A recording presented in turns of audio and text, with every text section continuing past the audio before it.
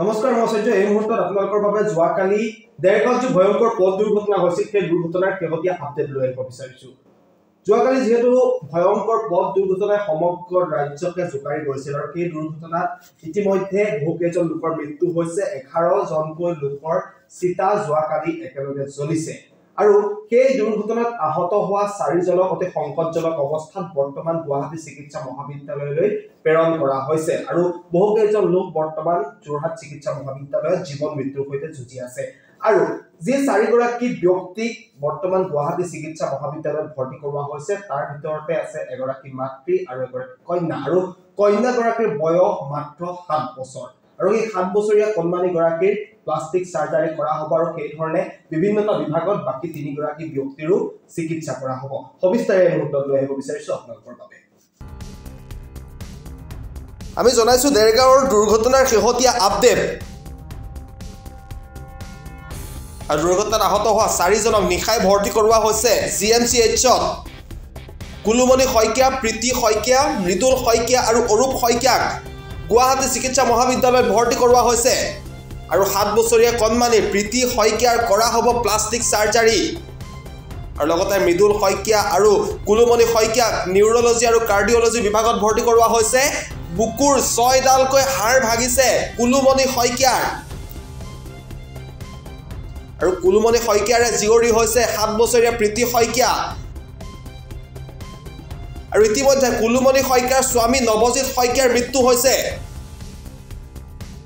আৰু ইয়াৰ লগতে মৃদুল শইকীয়াৰ 2খন ভৰি, বাও হাত আৰু বুকুৰ হাত ভাগিছে।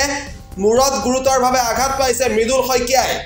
যেহেতু যোৱাকালি প্ৰায় 45 জনীয়া এটা দল বনভোজ খাবৰ বাবে গোলাঘাটৰ পৰা টিলিঙা মন্দিৰ অভিমুখে গৈছিল আৰু সেই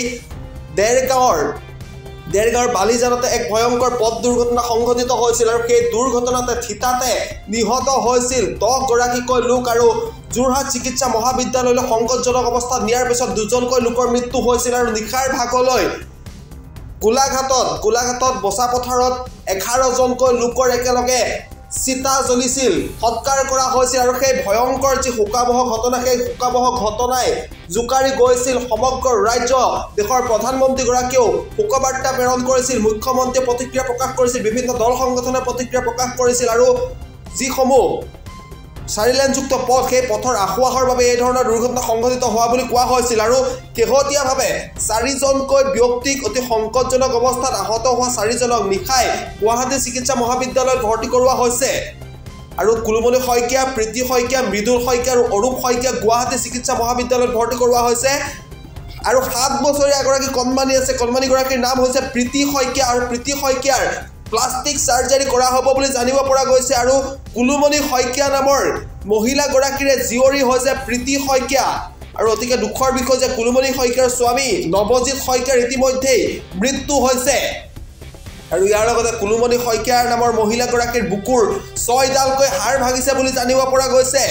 নিউৰলজি আৰু কাৰ্ডিঅলজি বিভাগত চিকিৎসা চলোৱা হৈছে মৃদুল শইকীয়া আৰু কুলুমণি শইকীয়া। মৃদুল শইকীয়াৰ 2খন ভৰি, বাও হাত, বুকুৰ হাত ভাগিছে আৰু লগতে মূৰত গুৰুতৰভাৱে আঘাত পাইছে মৃদুল শইকীয়াই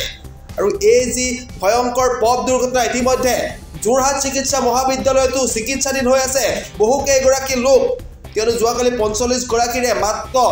7 জনমান ব্যক্তিহে সম্পূৰ্ণৰূপে সুস্থ অৱস্থাত আছিল, কোনো আঘাত পোৱা নাছিল আৰু বাকী সকলোৱে আঘাত পাইছিল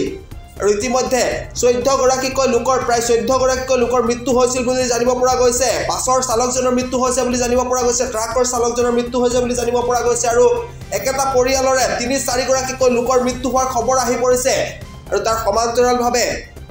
আঘাতপ্ৰাপ্ত হোৱা সংকটজনক অৱস্থাত যিসকলক যোৰহাট চিকিৎসা মহাবিদ্যালয়ত ভৰ্তি কৰোৱা হৈছিল আৰু তাৰে 4 জনক যোৱাকালি নিশাই গুৱাহাটী চিকিৎসা মহাবিদ্যালয়লৈ প্ৰেৰণ কৰা হৈছে। বিভিন্নটা বিভাগত চিকিৎসা চলোৱা হৈছে। এগৰাকী 7 বছৰীয়া কণমানিগৰাকীৰ প্লাষ্টিক সাৰ্জাৰী কৰা হ'ব বুলি জানিব পৰা গৈছে। প্ৰীতি শইকীয়া নামৰ